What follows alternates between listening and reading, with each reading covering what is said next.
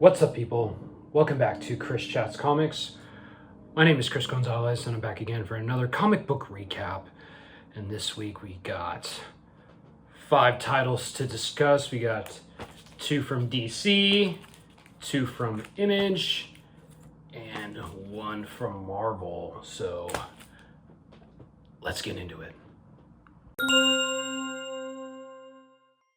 And welcome back to the comic book recap, and this is a video series where the title's pretty self-explanatory. I'd recap the single issues that I purchased this previous New Comic Book Day, and again, you can check out my haul video when I showcased my pickups for the week. And yeah, so I'm not gonna go over all the titles that I picked up. So I picked up 6 single issues. I decided that I'm not going to be going over the 3 Worlds, 3 Moons Foundation one-shot. It's a great, I definitely recommend that. It's just didn't have enough time to finish reading it, but or read it again, I should say. But yeah, I'm going over the other 5 titles that I picked up, like I mentioned. So let's go ahead and start off with DC Comics, and we got Deathstroke, the Terminator. This is issue number 5, and this is written by Tony Fleece. Art is done by Carmine Di Giandomenico, and the colors are done by Ivan Placencia, and the letters are done by Wes Abbott. So this is another great issue of Deathstroke, and it pretty much dives deeper into Slade and his estranged wife Adeline's relationship. And yeah, yeah, this is, not only is it a action-packed thrill ride, it's also this series has been a deep character study of Slade, and as he's gotten older, he's somewhat questioning his morality, and if, you know, so I really appreciate that. Tony's doing a great job with the writing in this, but let's go ahead and start off again. Someone has murdered Wintergreen, and all of Slade's money has been emptied out of his accounts. So he needs more money to obtain intel on Wintergreen's murder. So he picked up a hit job on the dark web. So now he's going to meet the person who hired him, and it's this woman right here. She has hired him to take out her abusive ex-husband. And I just, like, in the beginning, she's like, oh, I didn't realize I'd get a superhero. And what does Slade say? He's like, do I look like a superhero to you? So I thought that was pretty cool. But yeah, so he meets with this woman for the job, and then it flashes back to a time, you know, when he's having an argument with, well, not an argument, I should say. He's just having a discussion with his wife. He's going out for another job, and he was way younger in this. And she's telling him, like, hey, like, the family needs you here. We need you here more. And he's just like, hey, if the client tells me to go somewhere, I go. That's the job. And so it's just, you know, showing his family life and how his relationship started to get estranged with his wife. So again, I'm really appreciative of the way Tony has been crafting the story so far, on showing, like, behind, you know, this ruthless killer is a man who's, like, just questioning, like, was it all worth it? This life he chose as an assassin, was it worth, you know, his family? So I'm really appreciating that. And again, it's just showing him, you know, he leaves to go on his next job, but his wife, again, doesn't want him to go. And Wintergreen, it gives him his uniform or his costume. And yeah, this flashback just also shows how Slade, he's become numb to, you know, being an assassin and killing people. And because he asked Wintergreen, he's like, oh, is it a good guy or a bad guy? And Wintergreen tells him, like, do you care, sir? And Slade's like, yeah, not really. So he goes to try to kill his assignment, and he's talking with his new informant, and his informant is just, giving him details about the job. And then we cut back to Deadshot and Deathblow. Again, they were hired to take out Slade, but they failed because Ravager got involved, and we get this other person who is dressed up as Deathstroke, and apparently this person's the one who hired Deadshot and Deathblow in the first place, and they're giving the two assassins shit because they failed. And it looks like, based on, the framing of the panels, you can't tell who exactly is this fake Deathstroke, but it will be revealed as we go on. So Deathstroke, he's just, preparing to assassinate this guy, and meanwhile, again, he's having conversations with this informant about, his morality, essentially. And then we cut back to the informant, and it looks like he's a part of the Justice League, so he's a hero. So which hero is it that's helping Slade out? So I'm definitely curious on that subplot and how it plays out. But we cut back to Slade. He's about to kill his target, and he's thinking about his daughter, but he's too late. Someone killed the guy before him, and it looks like Deadshot, Deathblow, and this fake Slade or fake Deathstroke is the one who killed the guy. And you can tell by the figure, it's a woman. So who's the woman? It's, when I saw that, it was pretty obvious, I thought, who was it going to be. So Deathstroke, they get into a 3v1 shootout, but Slade, he goes right after the fake Deathstroke because Slade believes that this person is the one who murdered Wintergreen, and he's just like, "What? You killed Wintergreen? Who are you?" And this fake Deathstroke's like, "You know who I am." And spoilers, it's his wife Adeline. She's going for vengeance against Slade. We don't really know why. We kind of got hints. Again, Slade was pretty much an absentee father. He was an absentee husband. And according to Adeline, he's the reason that their son got killed. But what's her beef with Rose? Because they kidnapped Rose, and that's Adeline's daughter as well. And she's threatening to kill Rose. So apparently they have an estranged relationship as well. And gunshot goes off. Does Adeline kill her own daughter? We'll have to find out. But this has been another great issue of Deathstroke. And it had great action, but not as much as the previous issues. It was more of a deeper character study about the dynamic between Slade and his estranged wife.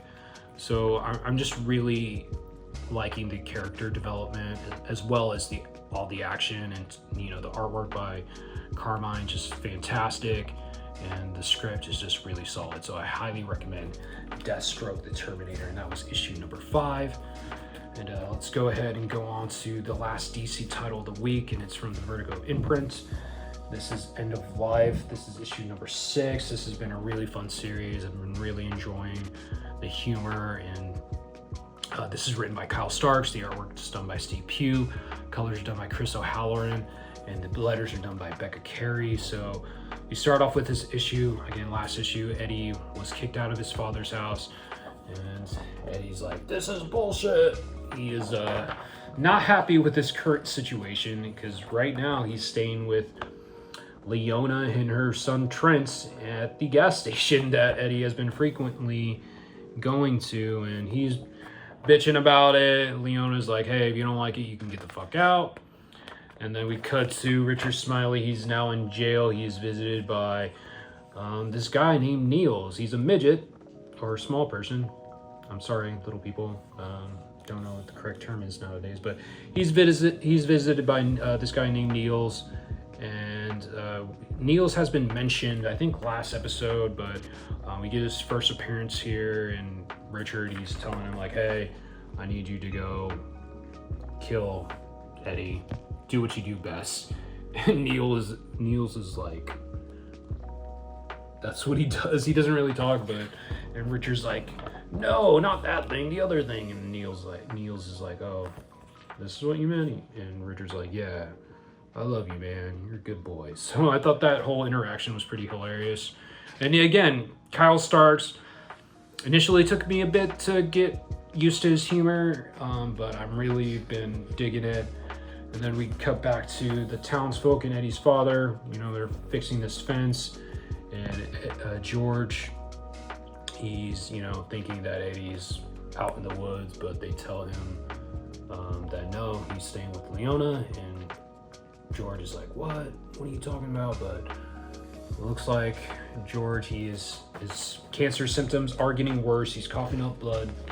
So we'll see how that plays out. And then we cut back to the menagerie, and Raven, he's pissed off because he traded one of his best men, the Peregrine, to get to another section of the menagerie that's, I think, in the Midwest, but they had to trade one guy under Raven's group with this guy, the tracker, who got killed by George.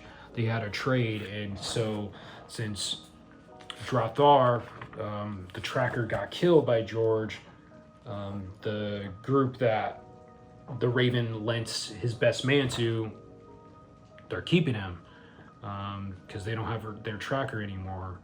And so now the Ravens kind of like might start up a civil war within the menagerie, because he might take out that guy who took his man. And we cut to another section of the menagerie, and we get this guy. His name is Sparrow. He is apparently a good friend of the big cock character that Eddie killed a couple issues ago, and he's pissed off that he hasn't heard from his friend, and he wants to go find the person who killed him. His codename is Sparrow, but he's like, don't call me Sparrow, call me Little Cock. This whole section's ridiculous. But anyway, and then we jump back to Eddie. He's looking to catch a bus, but the nearest bus station is 45 minutes away. And he's like, what the fuck? How? I'm trying to get out. But I just thought that, I guess, what's this kid's name? I forgot the kid's name, but Eddie's always giving this kid shit. And then Sophie comes up, and Eddie starts to reminisce about when he first left the town. And, you know, Sophie is obviously in love with Eddie. And I find their relationship pretty charming. So, you know, and you're kind of rooting for him. And so Sophie's like, hey, let's go grab a coffee and catch up on life, and so let's go tomorrow morning, and you better not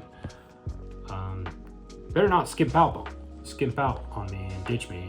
And Eddie's like, yeah, no way, I'll be there. But then Eddie gets distracted by this box that's in the middle of the street that says really good porn inside, and Eddie's like, who would put this? There's children out here. And then it's revealed that Neil jumps out of the box, knocks Eddie out. And I just feel bad for Eddie, because he actually has one good thing in his life in Sophie, and she doesn't know, but he can't make their coffee date because he was kidnapped, and she doesn't know, so she's probably going to get pissed off at him. And then George, he confronts Leona, and he's like, where's my son? And then Leona's like, oh, he hasn't been here all day. I'm kind of worried about him because I don't know if he can survive on his own. And then we catch up to Eddie. He is chained against his bed, and Neil shocks him and wakes him up. And then the ends, we get this guy, what's his name? Rumpelmintz is Neil's friend, and Richard Smiley specifically told Niels not to get this guy involved, but Niels did it anyway, and they're looking to torture him, Eddie, to death. So how's Eddie gonna get out of this situation? I'm not sure, but this is another fun issue of End of Life, and again, just really appreciate Kyle Stark's writing. His humor really works for me. The artwork by Steve Hughes just elevates the story, and it complements the story really well. So definitely recommend End of Life. That was issue number 6. Now we move over to Image. First Image title we're going to go over is If Destruction Be Our Lot. This is issue number 3. Got the B cover by Riley Rossmo. Really cool cover. But yeah, this is written by Matthew and Mark Rosenberg. The artwork's done by Andy McDonald. The colors are done by Francesco Segala. And the letters are done by Hassan Otsmane Elhal. And so last issue, Abe was brought to this factory to be destroyed essentially because he knows too much, that there are some humans that are still alive, and there are some sections of the robot society that want to keep that a secret. We don't know what yet, but Abe, he came across a friend named Speed, and him and Speed, they are on the escape trying to get out of this factory, but they ran into a human. So this picks up right after that, and they're questioning the human. This girl, they're like, where have the humans been, essentially? But the girl wants none of it. She starts to run away from Abe and Speed, so they go after her, but they're still being chased.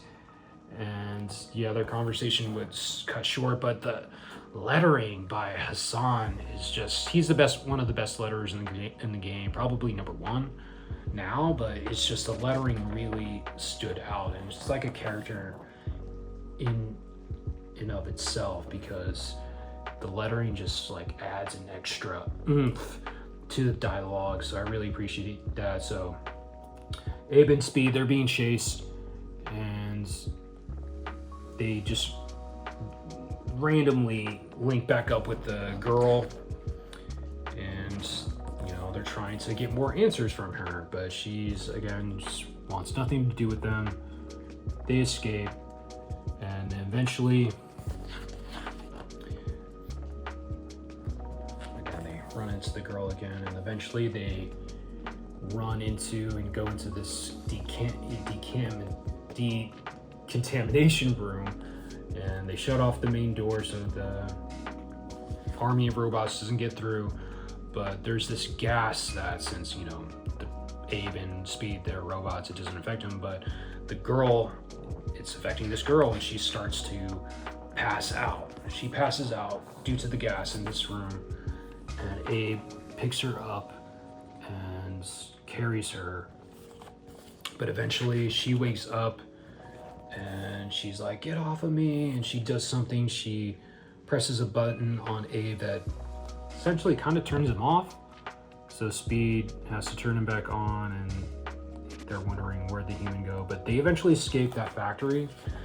So so they eventually escape, and Abe's like, really think about the human, and Speed's like, yeah, don't worry about it, just forget all of this has happened and don't bring any of that shit back to me.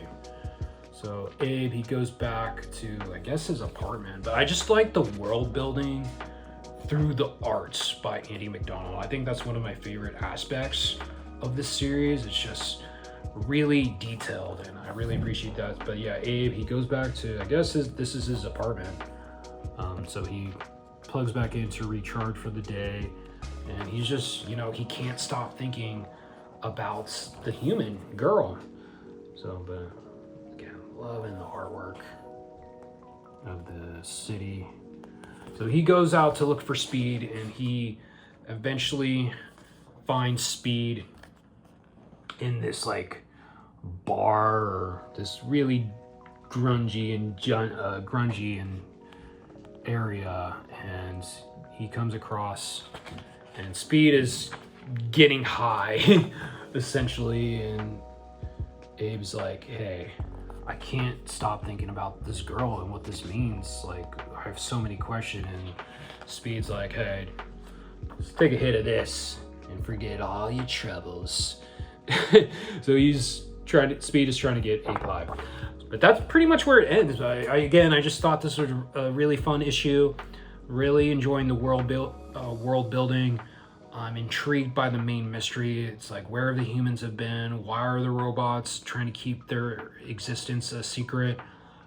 But yeah, I'm really digging this. Highly recommend If Destruction Be Our Lot. That was issue number 3. And now let's go ahead. Last title from Image, and that is Battle Beast. This is issue number 11. This is written by Robert Kirkman. The artwork's done by Ryan Ottley. The colors are done by Annalisa Leone, and the letters are done by Russ Wooten. And again, another action-packed, fun issue of Battle Beast. This has just been a non-stop thrill ride since issue 1. The battle between Battle Beast and Conquest is still ongoing. This whole issue is like a Dragon Ball Z episode, pretty much, but I liked the facial expression on Battle Beast's face there, because it's just Ryan Ottley, because you don't see Battle Beast like bewildered or confused, but Conquest is just laughing his ass off, because at the end of the last issue, Battle Beast used his magic sword to stab Conquest like completely through, but Conquest isn't going to go down that easily. So yeah, they start just beating the shit out of each other, and then meanwhile, King Salaka and his right hand people, they're trying to save the citizens who are in harm's way from the fight. And I just thought this was pretty cool. This 2-page, a 16 panel per page sequence, just Battle Beast and Conquest are just beating the shit out of each other and causing massive destruction throughout the capital city. And meanwhile, again, Salaka the witch and Salaka is the girl. They're trying to save as many people as they can, and really dug this double page spread. The double page spreads in this series are just really beautiful. So this giant creature is flying towards Conquest and Battle Beast as they're fighting, and it gets in between them, and so it's just another thrill action, like another thrill ride, and I'm just loving every minute of it. So just like really badass panel of Battle Beast just he sticks his sword into the beast into the dragon, I should say, just kind of like steer him, but doesn't really matter. But eventually Battle Beast like cuts into the side of the dragon so blood can just spew out and blinds Conquest, and that way Battle Beast could get somewhat of an upper hand.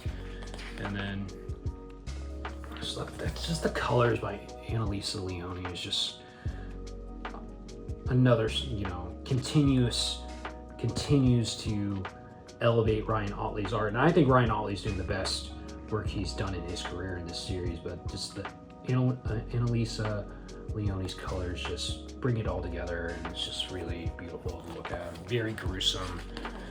But eventually they fall into this river, and they get surrounded by these giant creatures. Look at this. There's multiple of these things surrounding them. Look at how small they are. But they agree to have a truce and to destroy these creatures first and foremost before they go back and continue to fight each other. But really dope final image. So next issue, it looks like they're going to team up, but great. Another great, fun, action-packed issue of Battle Beast. Can't recommend this enough. If you just like fun comics, definitely read this. That was issue number 11. And the last issue I'm gonna go over is the lone Marvel title.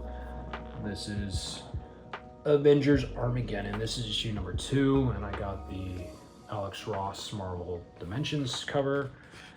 And Black Widow's not in this issue, but we start here with, Thunderbolt Ross. He's invading, and initially him and his army of Hulks have taken over Latveria, and now they're going to neighboring countries to take over them as well.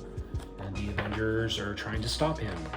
And just the artwork is really good. Oh, and by the way, this is written by Chip Zdarsky, and the artwork's done by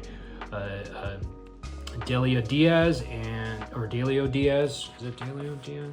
Yeah, Delio Diaz and Frank Alpizar are the artists. The colorist is Sonia Obak, and the letterer is Clayton Cowell. So yeah, the Avengers, they tried to stop Ross and what he's trying to do.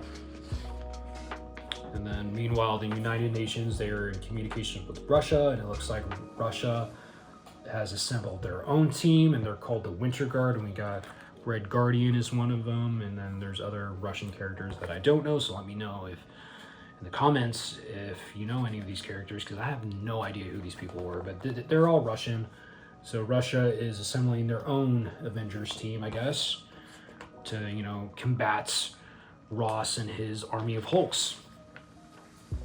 Dug this double page spread. So, we got Falcon, or Sam Wilson's Cap, we got Sue Storm, we got Winter Soldier, Iron Man, and David Colton has also joined the fray. Again, he received new superpowers in the Wolverine Weapons of Armageddon miniseries, and he's starting to become hardcore. He's like just beating the shit out of these Hulks. And even the things like, whoa, dude, you're being a little too intense right now. So, again, the artwork's just really, really good. Really good. So, David Colton, he has a history with General Ross, so he goes after him and he starts to, beat the shit out of him. Because David Colton believes that people like Ross shouldn't live because they've caused so much damage to so many people. But Ross tries to escape, and he goes to a populated area, so that way the Avengers will be more careful. But David Colton doesn't care. He's still beating the shit out of Ross. But then all the other Avengers, Wolverine gets in there, and then Namor's there. Black Panther shows up, and Black Panther, he uses these devices. They're like, what are they called? Concussive electro temple blast. But these Hulks, they're not healing, so whatever Ross used to turn these people into Hulks is having a negative effect on them.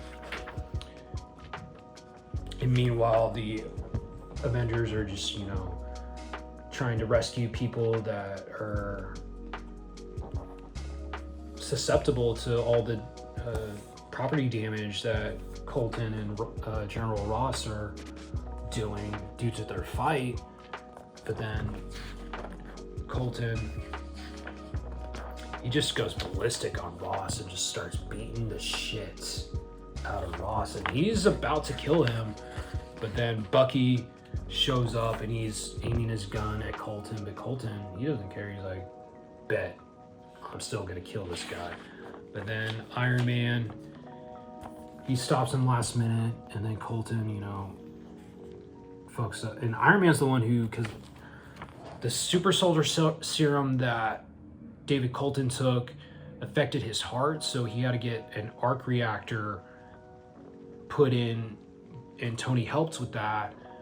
And due to Wolverine providing Colton with an origin box that gave Colton these new powers, I don't think he needs the arc reactor anymore. I'm not sure, but he disables Tony's suit, and he's essentially calling out the Avengers like, hey, because you let people like Ross live, he's causing massive problems, and you guys are weak because of that. So Colton, he goes AWOL.